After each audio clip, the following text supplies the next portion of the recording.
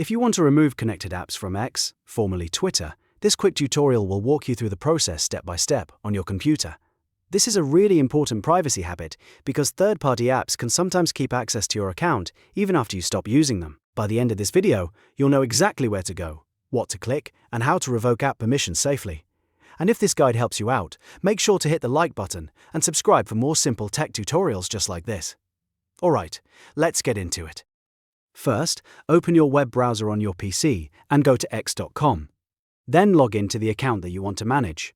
Once you're inside your X account, take a look at the left-hand navigation menu. You'll see several options there, and the one you need is More. Click on More to open the additional menu. From that menu, click Settings and Privacy. This will take you into the main settings area for your X account. Now, on the settings screen, look for Security and Account Access. This section controls important account level settings including login security and connected services. Click on Security and Account Access to continue. Next, you'll want to open Apps and Sessions. This is where X keeps track of external services that have been allowed to interact with your account. Once you click that, you'll see an option called Connected Apps. Go ahead and select Connected Apps to view every third-party app, website or tool that currently has access. Now you'll see a list of connected applications. Take your time here and review everything carefully. Some of these may be apps you no longer use, while others may be services you connected a long time ago and forgot about.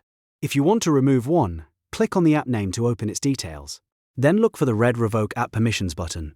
When you click that Revoke option, X will remove that app's access to your account. This means the app will no longer be able to use your X permissions, and it's a good way to clean up old connections and protect your privacy. If you have more apps you want to remove, repeat the same process for each one. It's also a good idea to review your connected apps periodically, especially if you've used scheduling tools, social media dashboards, analytics platforms, or sign-in services in the past. Keeping your account clean helps reduce security risks and gives you more control over who can access your data. And that's it. You've now learned how to remove connected apps from X on desktop.